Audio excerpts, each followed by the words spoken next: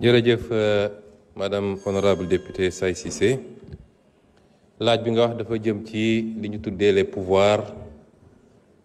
nga xam ne mooy représenter les institutions ci réew mi ñu fàttali ni Sénégal bi mu jotee indépendance am ba léegi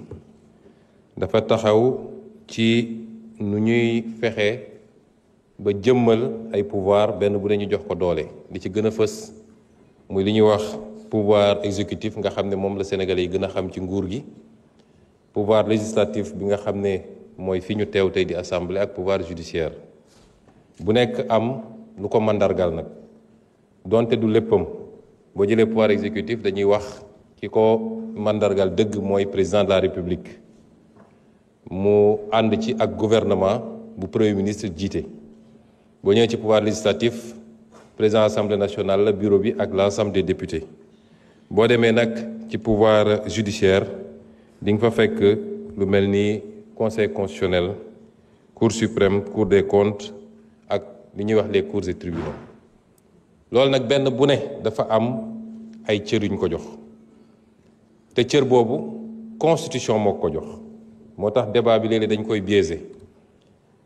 li fi nekk ci constitution moom la ñuy doxal constitution moo ne président de la république mooy clé de voûte des institutions mooy le gardien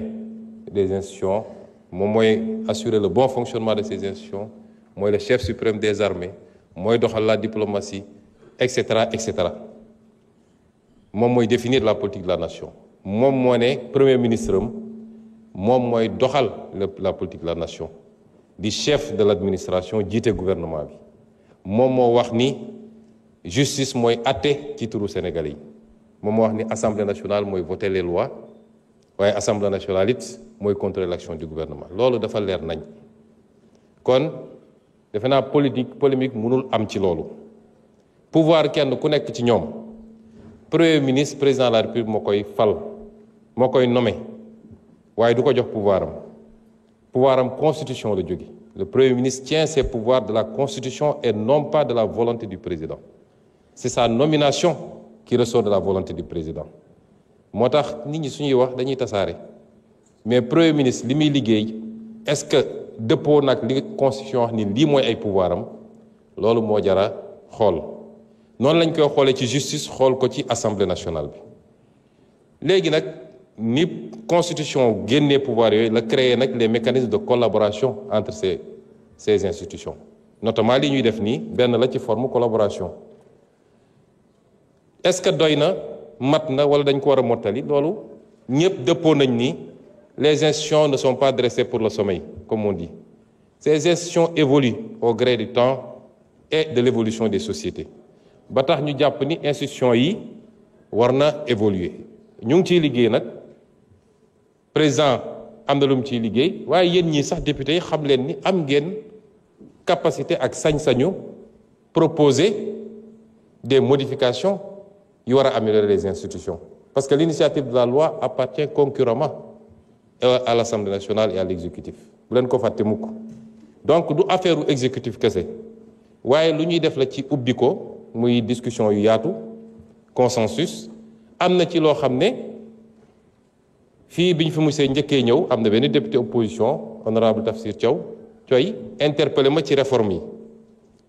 waaye dafa am idée bu mu génne woon ma jàpp ni idée bu rafet la bi ñu ci waxtaanee ak président dañ koo jàpp mooy au lieu ñuy génne réforme yi par benn nañu jël le temps de travailler à un paquet de réformes bu xóot boo xam ne bu ñu paree nag ba def large concertation avec toutes les forces de la nation ñu xool ndax voie référendaire la est-ce que voie législative la est-ce que neneen ak neneen ci loolu la ñu nekk mais pour le moment Sénégal amul problème mu institution mu jëm nag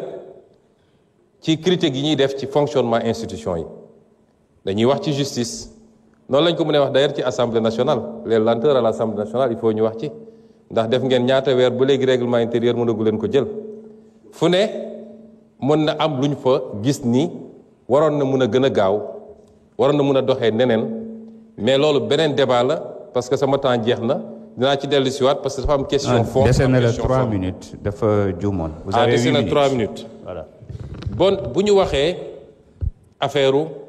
fonctionnement institution yi ci biir institution yi ñuy xool naka la war a fonctionner boo demee ci exécutif di nga fa gis loo xam ne du ñu mën a teg baaraam la boo demee ci législatif di nga ko fekk boo demee ci judiciaire nañ fa di nga ko fa fekk l'institution judiciaire nag dafa am un rôle central ndax moom moo war a stabiliser la nation en réalité moom su doxee ni mu war a doxee mu war a stabiliser la nation mu am ay notions yu ñuy jël man pour man ay erreur la indépendance de la justice d'abord indépendance de la justice tekkiwul un gouvernement des juges où la justice est totalement coupée de tout ñoom ñooy doxal du mu leen neexee d'abord justice pàcc yu bëri la su ñuy wax indépendance de la justice dëgg c'est les juges des juridictions de jugement et de l'instruction certainement mais le parquet par essence kan mooy autorité am mais c'est le parquet reçoit des instructions du ministère de la justice qui n'est pas une autorité judiciaire c'est une autorité politique dans le sens de membre d'un gouvernement buy doxal la politique du gouvernement dans le secteur. La politique pénale, c'est le gouvernement qui la détermine, ce n'est pas les magistrats. Ce que j'entends par politique pénale, moi, dans le biir corpus légal, l'État, à tout moment, peut dire telle question. Man, je dama ko traiter de manière plus rigoureuse, ou alors, je vais avoir flexibilité. Je vais vous donner un misal bu ndaw. Bo jëlé lu melni infraction bu jëm ci cannabis. Loi né c'est 10 dama joxe exemple rek de su loi né masalan 10 ans maximum 6 mois minimum. Selon le moment, l'État peut décider que la politique pénale qui instant bi c'est un traitement beaucoup plus doux. Donc, on ne le voit pas au-delà de 2 ans. En tout cas, ci rek li procureur di requérir wala état né damay durcir parce que situation bi laaj nako.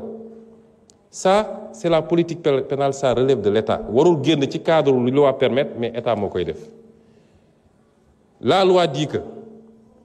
le gouvernement, chaque ministre a le droit et même l'obligation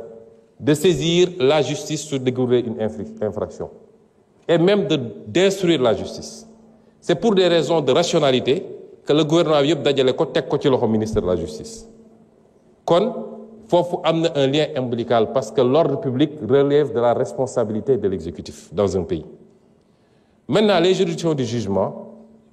ñoom dañoo am seen indépendance ñu teg ko ci ñaar yu am solo bu ci njëkk mooy le principe de l'inamovibilité mooy juge bi mënoo parce que neexuma ba ne dama ko fiy jëlee ñaareel bi mooy leur soumission obligatoire à la loi. Ils ne servent que la loi, ils ne reçoivent pas d'instruction, c'est une intime conviction la ñuy juger. C'est comme ça que fonctionne la justice. Merci beaucoup. Jërëjëf.